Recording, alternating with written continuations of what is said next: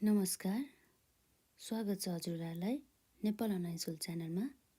हामीले आज यस भिडियोमा बिजनेस इन्भाइरोमेन्ट एन्ड स्ट्राटेजिक म्यानेजमेन्टको लिगल इन्भाइरोमेन्ट च्याप्टर 3 को केही रिमेनिङ पोर्सनहरू गर्न बाँकी रहेका टपिकहरू यहाँ फुलफिल गर्न जाँदैछौँ। हामीले यसअघि भिडियोमा हामीले भेरी सर्ट क्वेसन्सहरूको बारेमा डिस्क्राइब गरिसक्यौँ र साथसाथै सर्ट क्वेसनहरूको बारेमा हामी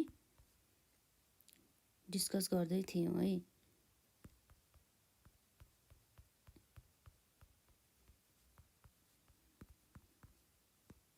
हाम्रो यहाँ रहेको छ आजको टपिक चाहिँ क्वेसन नम्बर 28 रहेको छ है।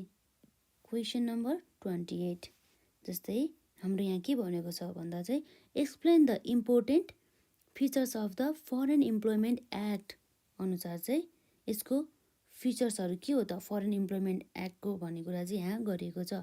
It deals with the various aspect of the foreign employment भने चाहिँ यो एक्टले चाहिँ फरेन इम्प्लोइमेन्टको केसमा चाहिँ डिल गर्ने गर्दछ। फरेन इम्प्लोइमेन्ट भन्ने बित्तिकै के भयो भन्दा चाहिँ नेपाली सिटिजन पनि भएन भनिसकेपछि के भयो त भन्दा छुट्टै अन्य देशमा आउट कन्ट्रीमा रहेका मानिसहरूलाई बुझाउने गर्दछ भनेदेखि आफ्नो देश बाहेक अन्य देशहरूका इम्प्लोयरलाई चाहिँ यसले फरेन इम्प्लोइ भन्ने गरिन्छ। जस्तै यहाँ रहेको छ it's features are as follow. जस्तै नम्बर 1 मा रहेको छ स्पेसिफिकेसन अफ द कन्ट्रिज भने चाहिँ के भयो त government specifies countries for carrying and foreign employment business भनेदेखि यो यसरी चाहिँ फरेन इम्प्लोइमेन्टको रूपमा चाहिँ यदि नेपाली नेसनलहरूलाई चाहिँ पठाउने काम गर्छ भनेदेखि यसरी जथाभावी रूपमा चाहिँ कुनै पनि देशमा चाहिँ पठाउन पाउँदैन। गभर्मेन्ट अफ नेपालले चाहिँ जुन कन्ट्रीसँग चाहिँ एग्रिमेन्ट गरिएको हुन्छ अर्थात् कन्ट्र्याक्ट गरिएको हुन्छ त्यस्तो देशहरूमा मात्रै चाहिँ फरेन इम्प्लोइमेन्टको रूपमा चाहिँ नेपाली नेसनलहरूलाई चाहिँ पठाउने काम गरिन्छ। र यदि कसैले छल कबर रूपमा चाहिँ गभर्मेन्ट अफ नेपालको चाहिँ पर्मिसन बिना कुनै पनि वर्करलाई यसरी पर्मिट गरिएको कन्ट्रिज बाहेक अन्य कन्ट्रिजहरूमा पठाउँछ भनेदेखि त्यो एउटा गैर कानुनी मानिन्छ र त्यस व्यक्तिलाई चाहिँ कानुन बमोजिम नै पनिसमेन्टहरू दिने काम गर्दछ र भन्ने कुरा चाहिँ हाम्रो यो 1 नम्बर पोइन्टले चाहिँ गर्दछ। जस्तै स्पेसिफिकेसन अफ द कन्ट्रिज भने चाहिँ के भयो the government specifies countries for carrying on the foreign employment business भन्ने कुरा गरेको छ। र हाम्रो नम्बर 2 मा रहेको छ बाइल्याटरल एग्रिमेन्ट भने चाहिँ गभर्मेन्टले चाहिँ बाइल्याटरल एग्रिमेन्ट गर्ने काम गर्दछ जुन कन्ट्रीमा चाहिँ फरेन इम्प्लोइमेन्टको रूपमा चाहिँ नेपाली नेसनलहरूलाई चाहिँ लगेर जान थालेको छ भन्ने कुरा चाहिँ यहाँ गरेको छ है। जस्तै के भयो त the government makes a bilateral labour agreement with a foreign country भन्ने कुरा यहाँ रहेको छ। र यसै गरी हाम्रो पोइन्ट नम्बर 3 मा रहेको छ सेलेक्सन अफ द इन्स्टिट्युसन भनेदेखि इन्स्टिट्युसनहरूको सेलेक्सन गर्ने काम पनि हाम्रो गभर्मेन्ट अफ नेपालले नै गर्ने गर्दछ। जस्तै यहाँ रहेको छ the government select any licensee institution through open competition and the send the workers through the such institution भने चाहिँ जस्तै एउटा श्रम विभाग हुन्छ नि हो श्रम विभागको थ्रुबाट चाहिँ जस्तै के भयो त भन्दा चाहिँ वर्क पर्मिटहरू दिने काम गर्दछ बाहिर काम गर्नको लागि। र त्यसै गरी गभर्मेन्ट अफ नेपालले चाहिँ एउटा लाइसेन्स दिएर चाहिँ कुनै पनि इन्स्टिट्युसनहरूलाई चाहिँ कुनै पनि व्यक्तिहरूलाई फरेन कन्ट्रीहरूमा चाहिँ फरेन इम्प्लोइमेन्टको रूपमा चाहिँ पठाउनको लागि चाहिँ एउटा अथोरिटी दिएको हुन्छ भन्ने कुरा चाहिँ यो पोइन्टले गर्ने गर्दछ। के भयो त्यसमा सेलेक्सन अफ द इन्स्टिट्युसनमा the government selects any licensee institution through open competition and send workers through the such institution त्यही इन्स्टिट्युसनको माध्यमबाट नै वर्करहरूलाई चाहिँ पठाउने काम गरिन्छ। र यही इम्प्लोइमेन्ट एक्टसँग रिलेटेड अर्को हाम्रो प्रोभिजन रहेको छ प्रोहिबिसन भनेपछि मनाही भनिन्छ यसलाई, रेस्ट्रिक्सनको बारेमा चाहिँ यहाँ रहेको छ है। This act has prohibited carrying on the foreign employment business without obtaining a licence, sending a minor for the employment and the gender discrimination. भने चाहिँ के भयो त भन्दा यो एक्टले चाहिँ के गर्छ त भन्दा चाहिँ फरेन इम्प्लोइमेन्ट कुनै पनि फरेन इम्प्लोइमेन्टमा पठाउने नेपाली नेसनलहरूलाई लाइसेन्सै नपाइकन कुनै पनि यस्तो संस्था अथवा व्यक्तिले चाहिँ लाइसेन्सै नलिकन अथवा गभर्मेन्ट अफ नेपालबाट चाहिँ कुनै पनि पर्मिसन नलिकन चाहिँ यसरी गैर कानुनी ढङ्गबाट कुनै पनि वर्करलाई फरेन इम्प्लोइमेन्टको रूपमा चाहिँ वैदेशिक रोजगारको लागि चाहिँ यदि पठाउँछ भनेदेखि त्यस्तो अवस्थामा चाहिँ गभर्मेन्ट अफ नेपालले चाहिँ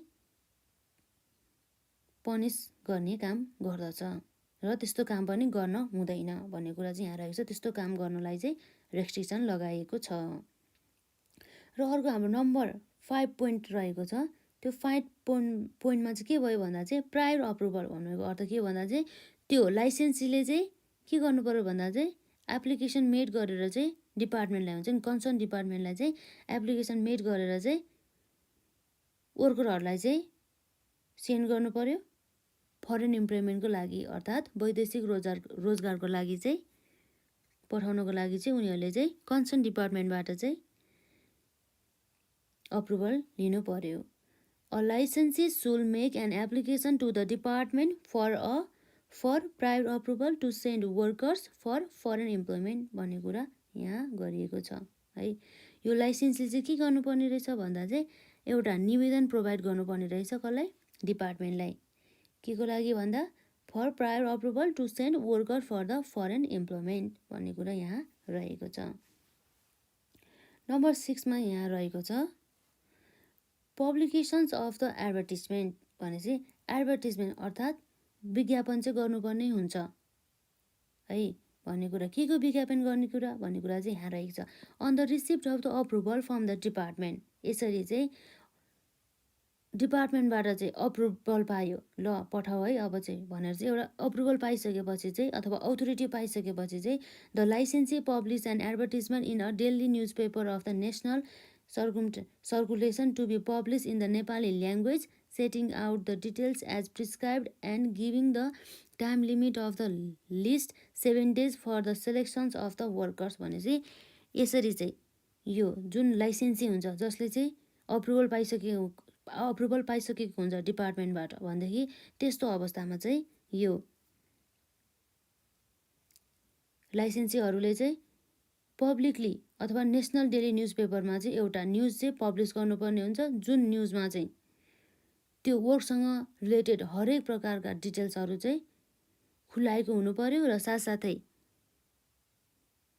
त्यो न्युज चाहिँ केमा हुनु पर्यो भन्दा चाहिँ नेपाली भाषामा चाहिँ हुनु पर्यो र साथसाथै यो विज्ञापन चाहिँ 7 दिनको लागि मात्रै ओपन गरिएको हुनु पर्यो, अर्थात् यो अप्लाई गर्नुपर्ने चाहिँ 7 दिनको लागि 7 दिनभित्र चाहिँ अप्लाई गरिसक्नु पर्यो वर्करहरूले है भन्ने कुरा चाहिँ यहाँ रहेको छ। र 7 नम्बरमा रहेको छ लिस्ट टु बी प्रिपेयर्ड भनेपछि लिस्टहरू चाहिँ प्रिपेयर गर्नु पर्यो के। जस्तै upon the receipt of an application from the interested candidates the licensee should select workers and the prepares the list of the selected persons, post such list on the notice board of the office of the licensee and submit a copy theory to the department of the foreign employment भन्ने कुरा चाहिँ यहाँ रहेको छ है। सबै लिस्टहरू चाहिँ बनाइसकेपछि चाहिँ यसरी सबमिट गर्नु पर्यो कन्सर्न डिपार्टमेन्टलाई भन्ने यहाँ रहेको छ। जस्तै अब हाम्रो लास्ट प्रोभिजन रहेको छ यो फरेन इम्प्लोइमेन्टसँग रिलेटेड, त्यो हो अप्रुभल फर द पासपोर्ट भनेपछि पासपोर्टको लागि पनि अप्रुभल दिनु पर्यो। जस्तै if the licensee has to take the passport of those persons who have been selected for the foreign employment for visa approval of the department has to be obtain भने चाहिँ यसरी चाहिँ जुन वैदेशिक रोजगारको लागि जाने व्यक्तिहरूको चाहिँ पासपोर्ट लिएर राखेको हुन्छ यो लाइसेन्सीले हो, त्यो लाइसेन्सीले चाहिँ अप्रुभल पाउनु पर्यो डिपार्टमेन्टबाट भन्ने कुरा चाहिँ रहेको छ। यति नै रहेको छ हाम्रो कन्सेप्ट यो फरेन इम्प्लोइमेन्ट एक्टसँग रिलेटेड फिचर्सहरू है। जस्तै हाम्रो के भयो त भन्दा नम्बर 1मा स्पेसिफिकेसन्स अफ द कन्ट्रिज है, कन्ट्रिजहरूको चाहिँ स्पेसिफाइड गर्नु पऱ्यो कि यो कन्ट्रीमा मात्रै जान पाउँछ है भन्ने कुरा चाहिँ यसले गर्छ। र अर्को भयो बाइलेटरल एग्रिमेन्ट भनेपछि यसरी वैदेशिक रोजगारमा पठाउनुभन्दा अगाडि नै गभर्मेन्ट अफ नेपालले चाहिँ बाइलेटरल एग्रिमेन्ट चाहिँ गर्नु पर्यो फरेन कन्ट्रीहरूसँग। जस्तै सेलेक्सन अफ द इन्स्टिट्युसन भन्छ कि यो इन्स्टिट्युसनको थ्रुबाट नै गभर्मेन्ट अफ नेपालले चाहिँ वर्करहरूलाई चाहिँ वैदेशिक रोजगारको लागि चाहिँ पठाउने काम गर्दछ।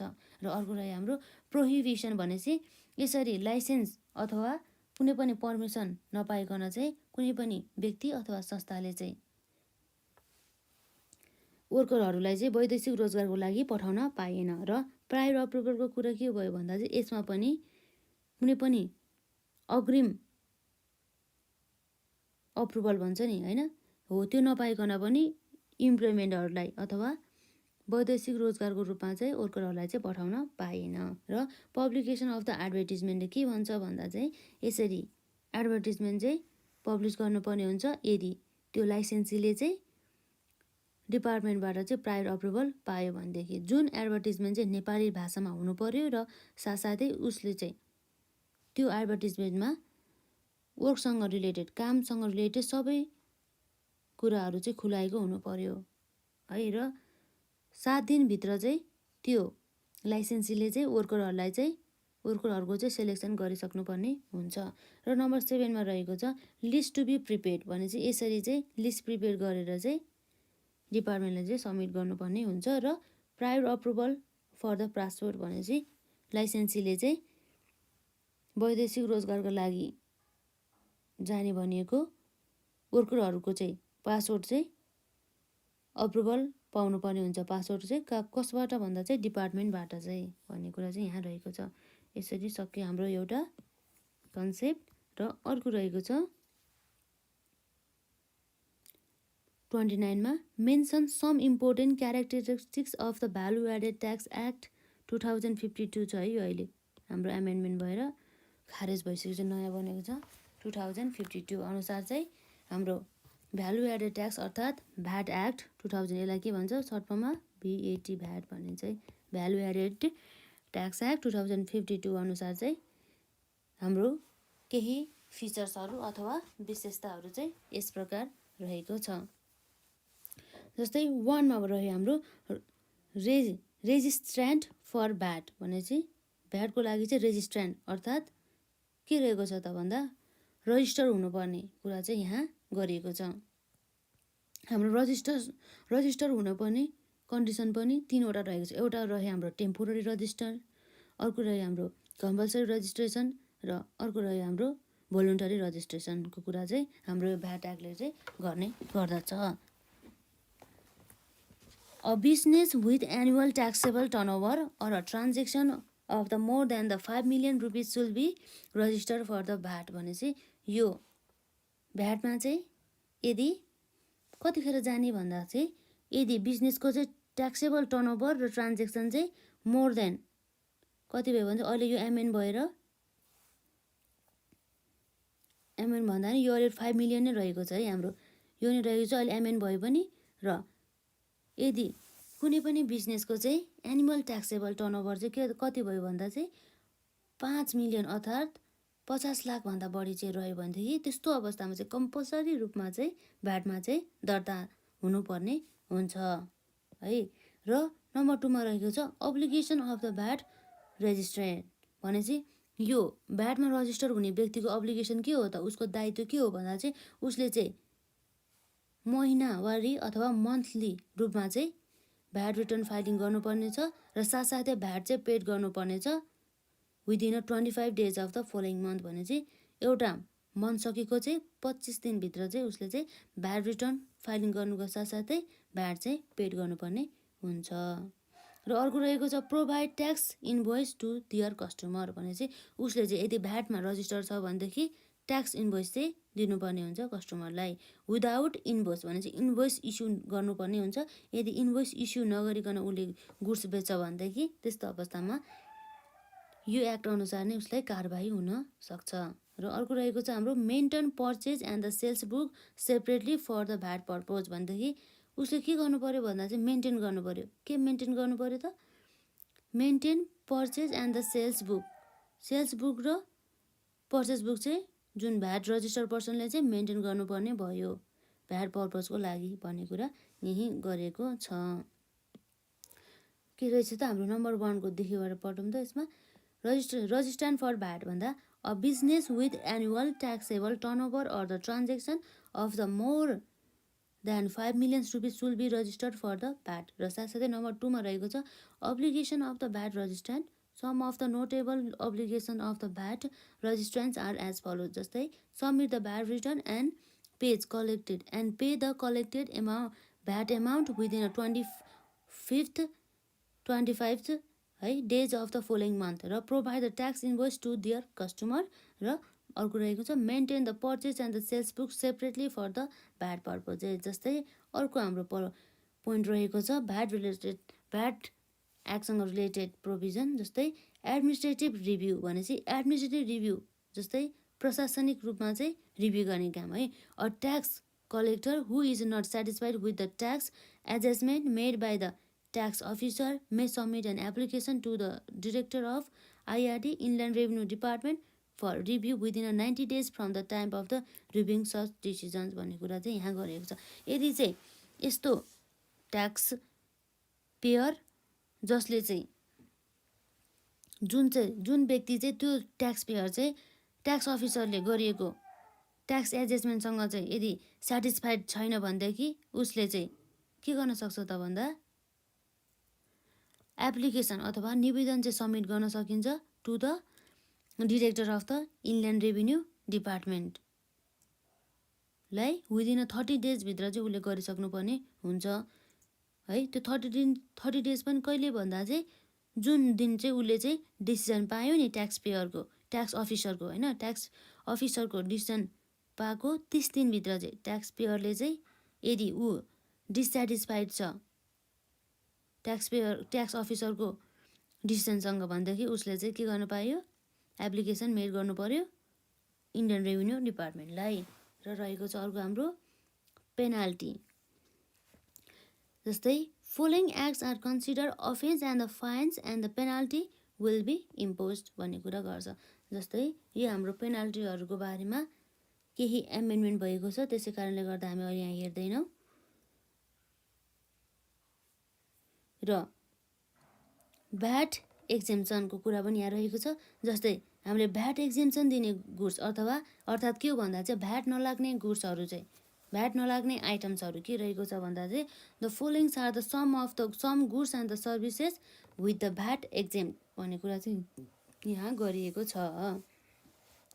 जस्तै बेसिक एग्रिकल्चर प्रोडक्टमा पनि नो भ्याट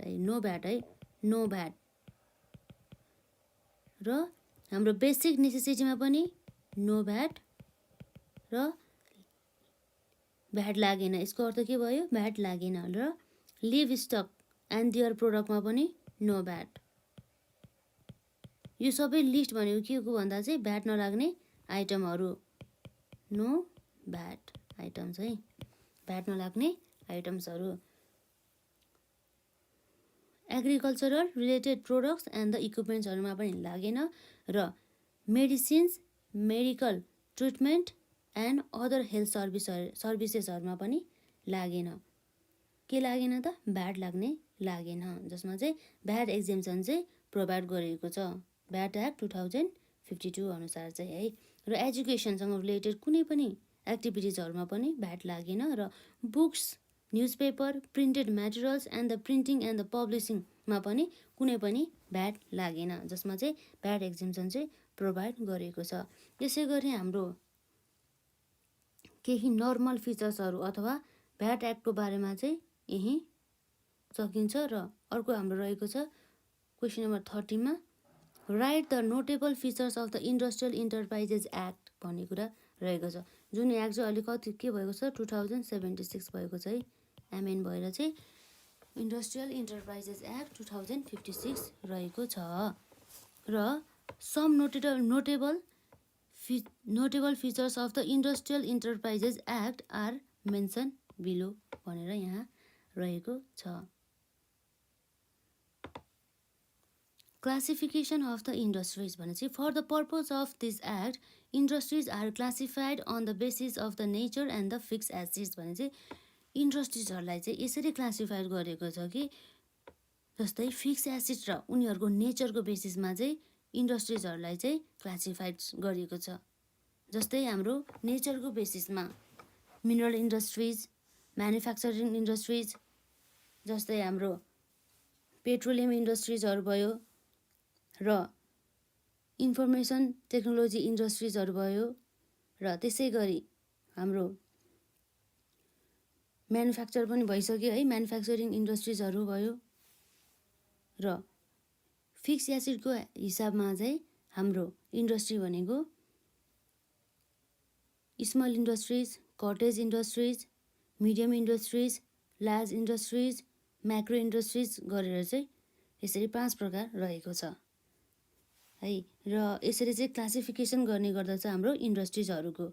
र नम्बर 2 मा रहेको छ रजिस्ट्रेसन भनेदेखि रजिस्ट्रेसन चाहिँ अनिवार्य रूपमा चाहिँ गर्नुपर्ने हुन्छ हरेक व्यक्ति अथवा संस्थाले जसले चाहिँ एज अ इन्डस्ट्री भएर चाहिँ काम गर्न चाहन्छ भनेदेखि है। In establishing any industry which requires permission registration in the concern department is needed भने चाहिँ कि यस्तो इन्डस्ट्री जसले चाहिँ रजिस्टर हुनुपर्ने आवश्यक छ कुनै पनि आफ्नो कामहरू अपरेसनहरू सञ्चालन गर्नुभन्दा अगाडि भनेदेखि त्यस्तो इन्डस्ट्रीहरूले चाहिँ रजिस्टर गर्नुपर्ने हुन्छ। र नम्बर 3 मा रहेको छ इन्डस्ट्रियल प्रमोसन बोर्ड है। यो इन्डस्ट्रियल प्रमोसन बोर्ड भनेको चाहिँ कस्तो भन्दा चाहिँ जसलाई चाहिँ इस्टाब्लिस गरिएको हुन्छ। जस्तै किन भन्ने कुरा यहाँ रहेको छ है। The government institutions and the industrial promotion board for the development of the industrial sector in the Nepal. किन चाहिँ इस्टाब्लिस गर्ने रहेछ त इन्डस्ट्रियल प्रमोसन बोर्ड भन्दा चाहिँ फर के को लागि भन्दा चाहिँ डेभलपमेन्ट नेपालको चाहिँ इन्डस्ट्रियल सेक्टरहरूमा विकास अगाडि बढाउनुको लागि चाहिँ विकासका कार्यक्रमहरू चाहिँ अगाडि बढाउनुको लागि चाहिँ इन्डस्ट्रियल प्रमोसन बोर्ड चाहिँ इस्टाब्लिस गरेको पाइन्छ।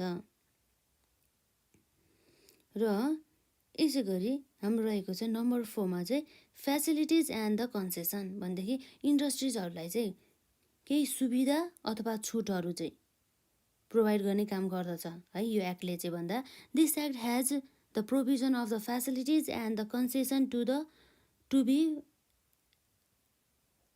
एकोर्डेड टु द इन्डस्ट्रिज भने चाहिँ इन्डस्ट्रिजहरूलाई चाहिँ उनीहरूको नेचर उनीहरूको उद्देश्य उनीहरूको काम र त्यो इन्डस्ट्री रहेको लोकेसन अनुसार चाहिँ कुनै सुविधा अथवा छुटहरू चाहिँ प्रदान गर्ने काम गर्दछ हाम्रो यो इन्डस्ट्रियल इन्टरप्राइजेस एक्ट 2076 ले।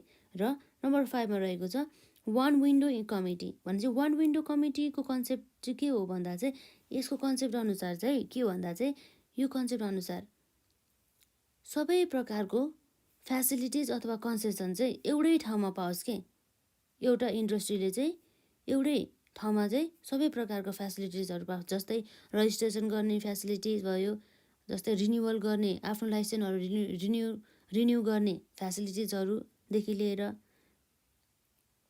अन्य डकुमेन्टहरू सबमिट गर्ने फेसिलिटीदेखि लिएर सबै चाहिँ एकै ठाउँमा होस् भन्ने उद्देश्यले चाहिँ यो वान विन्डो कमिटी चाहिँ इस्टाब्लिस गरेको पाइन्छ है। A one window committee is formed for the purpose of making available the facilities and the concession to the industries from a single place भन्ने कुरा चाहिँ यहाँ रहेको छ। र हाम्रो अर्को पोइन्ट रहेको छ 6 मा नो नेसनलाइजेसन भनेदेखि कुनै पनि इन्डस्ट्रीहरूलाई चाहिँ राष्ट्रियकरण चाहिँ गर्न पाएन भन्ने कुरा चाहिँ यहाँ रहेको छ। भने चाहिँ के भएछ नो इन्डस्ट्री इज नेसनलाइज अर्थात् कुनै पनि इन्डस्ट्रीलाई चाहिँ गभर्मेन्ट अफ नेपालले चाहिँ आफू राष्ट्रियकरण चाहिँ गर्न पाएन भन्ने कुरा यहाँ रहेको छ। र 7 मा छ हाम्रो industrial manpower the manpower required for any industry is recruited from Nepali citizen भन्ने बित्तिकै के भयो भन्दा चाहिँ फरेन सिटिजनहरूलाई चाहिँ डाइरेक्टली यदि नेपाली सिटिजनहरू छ कि छैन भनेर थाहा नभइकन चाहिँ यसरी अपोइन्ट गर्न पाएन। पहिला फर्स्ट प्रायोरिटी चाहिँ हाम्रो चाहिँ नेपाली सिटिजनले दिनु पर्यो। यदि नेपाली सिटिजनहरू चाहिँ अयोग्य भेटियो भनेदेखि चाहिँ त्यस्तो अवस्थामा मात्रै फरेन सिटिजनहरूलाई एज अ इम्प्लोइको रूपमा एज अ एक्सपर्टको रूपमा चाहिँ हायर गर्न पायो है भन्ने कुरा चाहिँ यहाँ रहेको छ। If any industry cannot operated without a person living outside his own country expatriated manpower, foreign nationals may be appointed in such an industry with the prior approval of the Department of the Labor for a maximum period of the 5 years. हो यसरी चाहिँ Nepali citizen चाहिँ available छैन भनेदेखि foreign सिटिजनहरूलाई चाहिँ यसरी higher गर्न पायो। त्यो हायर गर्नुभन्दा अगाडि चाहिँ डिपार्टमेन्ट अफ द लेबरको चाहिँ के गर्नु पर्यो, डिपार्टमेन्ट अफ द लेबरबाट चाहिँ अप्रुभल चाहिँ रिसिभ गर्नु पर्यो भनेदेखि त्यो फरेन सिटिजनलाई चाहिँ बढीमा 5 वर्षसम्म मात्रै एज अ इम्प्लोइको रूपमा अथवा एज अ एक्सपर्टको रूपमा चाहिँ राख्न पाइयो है भन्ने कुरा चाहिँ यहाँ रहेको छ। र नम्बर 8मा रहेको छ सिक इन्डस्ट्री भने चाहिँ सिक इन्डस्ट्रीको बारेमा पनि यहाँ केही प्रोभिजन रहेको छ। There is a provision of declaring a sick industry भने चाहिँ no duty fee or tax of any kind are levied on the machinery imported by any sick industry भनेदेखि के छ भन्दा चाहिँ यदि कुनै पनि इन्डस्ट्री चाहिँ सिक हुन्छ भनेदेखि त्यस्तो अवस्थामा चाहिँ यो एक्टले चाहिँ कुनै पनि प्रकारको कर अथवा फाइन चार्जेसहरूलाई चाहिँ फ्री गरिदिन्छ कि जसमा चाहिँ चार्ज नै लाग्दैन मेसिनरीहरू इम्पोर्ट गर्दाखेरि, मेसिनरीहरू ल्याउँदाखेरि। यो सिक इन्डस्ट्रीको हकमा है यस्तो कुरा गर्दछ। र सिक इन्डस्ट्री पनि इन्डस्ट्री आफैले चाहिँ म सिक इन्डस्ट्री हो है भनेर चाहिँ उसले आफैलाई डिक्लेयर गर्न पाउँदैन। ऊ सिक इन्डस्ट्री हुनको लागि चाहिँ यो एक्टमा प्रोभाइड गरिएको प्रोभिजनहरूमा चाहिँ के हुनुपर्छ भन्दा प्रोभिजनहरू चाहिँ फुलफिल गर्नुपर्छ। त्यसपछि मात्र चाहिँ त्यो इन्डस्ट्री चाहिँ कन्सर्न डिपार्टमेन्टले चाहिँ एज अ सिक इन्डस्ट्रिज भनेर चाहिँ डिक्लेयर गर्छ। त्यसपछि मात्रै त्यो इन्डस्ट्री चाहिँ एज अ सिक इन्डस्ट्री भनेर चाहिँ नेपाली नेसनल न्युज पेपरमा चाहिँ डेली नेसनल न्युज पेपरमा चाहिँ त्यो बारेमा चाहिँ इन्फर्मेसन प्रोभाइड गर्ने काम गरिन्छ जेनरल पब्लिकको नलेजको लागि।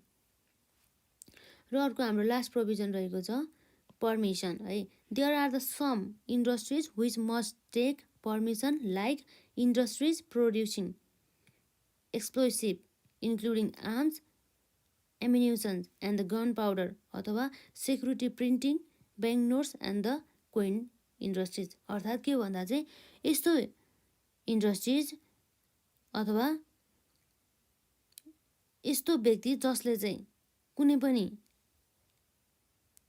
हात हतियार हुन्छ नि, हात हतियारदेखि लिएर जस्तै हाम्रो security printing bank notes and the coin इन्डस्ट्रिजहरू अथवा आर्म्स एम्युनिसनहरूको बारेमा चाहिँ उनीहरूले चाहिँ कारोबार गर्न चाहन्छ भनेदेखि त्यस्तो अवस्थामा चाहिँ त्यस्तो प्रकारको इन्डस्ट्री इस्टाब्लिस गर्नको लागि चाहिँ पर्मिसन पाउनु पर्यो, प्रायर पर्मिसन पाउनु पर्यो रजिस्टर गर्नुभन्दा अगाडि भन्ने कुरा चाहिँ यहाँ रहेको छ। यसरी हाम्रो इन्डस्ट्रियल इन्टरप्राइजेस एक्ट 2076 सँग रिलेटेड केही कन्सेप्टहरू यही सकिन्छ। जस्तै के भयो त भन्दा जस्तै हामीले इन्डस्ट्रिजहरूको क्लासिफिकेसनको बारेमा कुरा गऱ्यौँ, साथसाथै तिनीहरूको रजिस्ट्रेसन भयो, अनि इन्डस्ट्रियल प्रमोसन बोर्डको बारेमा कुरा गऱ्यौँ, र फ्यासिलिटिज र कन्सेसनको बारेमा कुरा गऱ्यौँ, र वान विन्डो कमिटीको बारेमा भयो, नो नेसनलाइजेसन भने चाहिँ राष्ट्रियकरणको बारेमा कुरा गऱ्यौँ, इन्डस्ट्रियल म्यान पावर र सिक इन्डस्ट्रिजहरूको बारेमा भयो, र साथसाथै पर्मिसनको बारेमा पनि भयो। र हाम्रो 31 मा रहेको छ provide an overview of the act which are related to the development of the business sector in the Nepal भनेदेखि के भन्दैछ, ओभरभ्यू अफ द एक्ट दिनु पर्यो जुन चाहिँ बिजनेस सेक्टर इन द नेपालको चाहिँ विकासको लागि चाहिँ हुनु पर्यो। जस्तै के रहेको छ भन्दा चाहिँ the act which are related to the development of the business sector in the Nepal are mention below भनेपछि नम्बर 1 मा रहेको छ general business legislation. The general business legislations in the Nepal are mention below. Number 1 मा रहेको छ private firm registration act, partnership act जस्तै companies act र industrial enterprises act रहेको छ. यो भयो partnership registration act, partnership private firm registration act,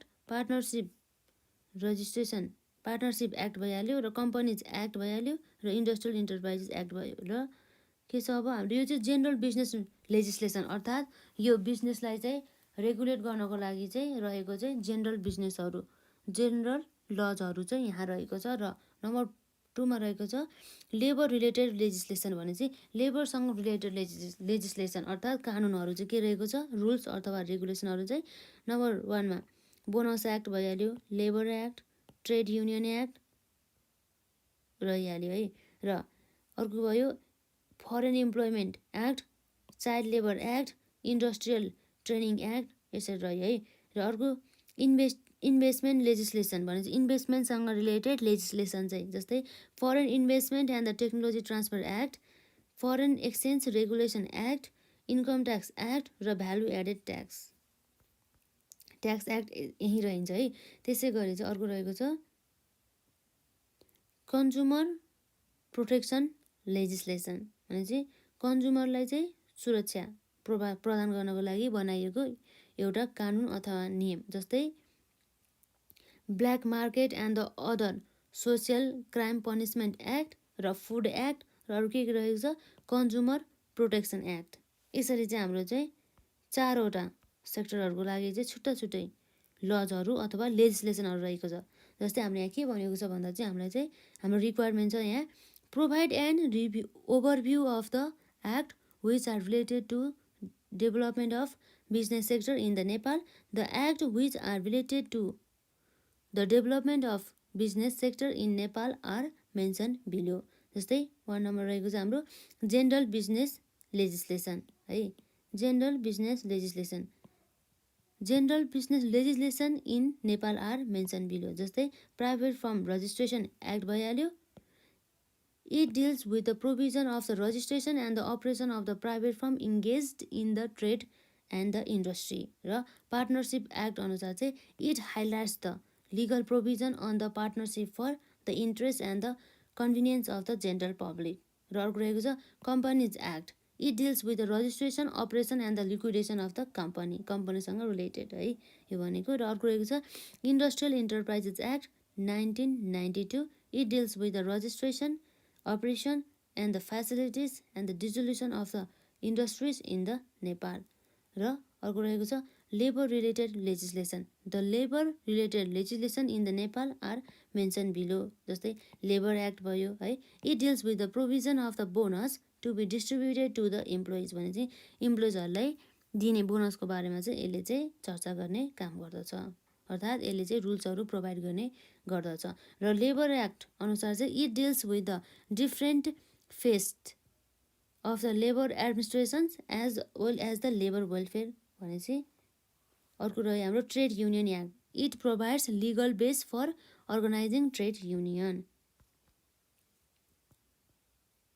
यो अर्को रह्यो foreign employment act, child labour act र इन्डस्ट्रियल ट्रेनिङ एक्ट. र हाम्रो इन्भेस्टमेन्ट लेजिस्लेसनसँग रिलेटेड केही कन्सेप्ट छ है. The different acts related to the finance and the investments in the Nepal are as under. जस्तै foreign investment and the technology transfer act. It deals with the procedure of the foreign investment and the technology transfer in the Nepal है. र अर्को रहेको छ foreign exchange regulation act. It deals with the licensing provision related to the exchange of the foreign exchange in the Nepal. र अर्को रहेको छ income tax act 2002. This act deals with the legal provision of the income tax administration in the country. र अर्को रहेको छ value added tax act. It deals with the tax on the value additions of the products. र consumer protection legislation भनेपछि के भयो black market or the other social crime punishment act. It aims to protect the consumers from legal hiking of the price. र food act भने चाहिँ it deals with the protection of the health of the people from the non qualitative foods. र 3 भयो consumers protection act 1998 it deals with the provision of the consumer rights in the Nepal है। यसरी रहेछ हाम्रो प्रोभिजनहरू।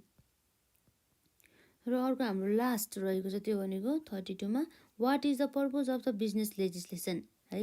Business legislation अर्थात् यो बिजनेससँग related कुनै पनि प्रकारको नियमहरू अथवा कानुनहरू चाहिँ त्यसको चाहिँ पर्पज के हो भन्ने कुरा चाहिँ हामीलाई सोध्दैछ। र साथसाथै explain the labour related legislation in the Nepalese context भने चाहिँ लेबरसँग रिलेटेड केही लेजिस्लेसनहरूको बारेमा चाहिँ चर्चा गर्नुहोस् भन्ने चाहिँ यहाँ रहेको छ।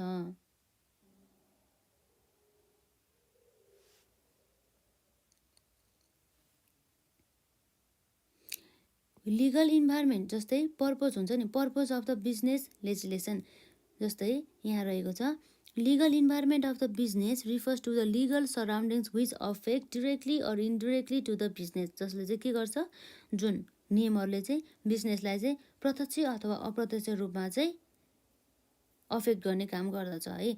It promotes or the obstruct the business, जसले चाहिँ त्यस्तो नियमहरूले चाहिँ बिजनेसलाई चाहिँ प्रमोट गर्ने अथवा अब्स्ट्रक्ट गर्ने काम गर्दछ। र business legislation are the fundamental of the legal environment. The main purposes of the business legislations are mention below. जस्तै के रहेछ त हाम्रो पर्पोजेस भन्दा नम्बर 1 मा रहेको छ to protect the right of the business as well as the consumer. भने चाहिँ कन्ज्युमरका साथसाथै चाहिँ बिजनेसम्यानहरूको चाहिँ राइट अथवा हक अधिकारहरू चाहिँ सुरक्षित गर्नको लागि। र अर्को रह्यो to encourage the business to follow the ethical practice. भनेदेखि यो बिजनेस गर्ने मानिसहरूलाई चाहिँ अथवा कुनै पनि फर्महरूलाई चाहिँ यो इथिकल प्र्याक्टिस अथवा यसलाई के भन्छ भन्दा चाहिँ इथिकल्ली रूपमा के बिजनेस सञ्चालन गर्नको लागि चाहिँ प्रोत्साहन गर्ने काम गर्दछ। र साथसाथै to develop the business in the sustainably way भने चाहिँ सस्टेनेबल डेभलपमेन्ट गर्नको लागि चाहिँ हेल्प गर्ने काम गर्दछ। यो हाम्रो बिजनेस लेजिस्लेसनको पर्पज है। र अर्को रहेको छ to enhance the contributions of the business sector towards the national development. भनेदेखि जस्तै बिजनेस सेक्टरको चाहिँ कन्ट्रिब्युसनहरू चाहिँ बढाउनको लागि चाहिँ यसको उद्देश्य रहेको छ। हाम्रो बिजनेस लेजिस्लेसनहरूको चाहिँ उद्देश्य रहेको छ। जस्तै हाम्रो नेसनल डेभलपमेन्टको लागि चाहिँ बिजनेस सेक्टरहरूको कन्ट्रिब्युसन बढाउनको लागि भयो है। र अर्को रहेको छ labour related legislation in the Nepalese context. जुन कुरा हामीले लेबर एक्ट अलरेडी पढिसक्यौँ। जस्तै अघि हामीले पढे जस्तै गरेर एउटा बोनस एक्ट भयो जसले चाहिँ बोनसको बारेमा चाहिँ कुरा गर्छ। इम्प्लोयरलाई चाहिँ कति बोनस दिने र कतिसम्म चाहिँ उनीहरूले काम गर्यो भने चाहिँ कति मिनिमम वेजेस दिने, साथसाथै ओभर टाइमको बारेमा उनीहरूको वर्किङ डेजको बारेमा कुरा गरिसकेको छ है। जस्तै यहाँ रहेको छ it deals with the provision of the bonus to be distributed to the employees according to this act the amount of bonus to be distributed should not exceed 10% of the total profit. It should also not more than the total salary of the 6 month भन्ने कुरा रहेको छ। यो भयो हाम्रो labour act है, bonus act भयो है। अब हाम्रो रहेको छ लेबर एक्ट। लेबर एक्टले पनि हाम्रो लेबरको सँग रिलेटेड कुराहरू गर्ने गर्दछ। यसरी रहेको छ है। यो हजुरहरू आफैले हेर्नु होला, यो हामीले अलरेडी डिस्कस गरिसक्यौँ, त्यही भएर हामी यहाँ पोइन्ट मात्रै पढ्छौँ है। ट्रेड युनियन एक्ट जुन कुरा पनि हामीले अलरेडी डिस्कस गरिसक्यौँ। र फरेन इम्प्लोइमेन्ट एक्ट यो पनि हामीले डिस्कस गरिसक्यौँ है। भन्छ कि हाम्रो लेबरसँग रिलेटेड एक्टहरू चाहिँ जस्तै बोनस एक्ट भयो, लेबर एक्ट भयो, र ट्रेड युनियन एक्ट भयो, र अर्को भयो फरेन इम्प्लोइमेन्ट एक्ट भयो, र चाइल्ड लेबर एक्ट भयो। त्यसै गरी हाम्रो इन्डस्ट्रियल ट्रेनिङ एक्ट भयो है। यो इन्डस्ट्रियल हो, इन्डस्ट्रियल ट्रेनिङ एक्ट भयो। यसरी चाहिँ हाम्रो लहरू अथवा लेजिस्लेसनहरू रहेको छ लेबर अथवा बिजनेस लेबरसँग रिलेटेड। जस्तै के भयो एउटा bonus act, labour act, trade union act, foreign employment act, र चाइल्ड एक्ट, र इन्डस्ट्रियल ट्रेनिङ एक्ट।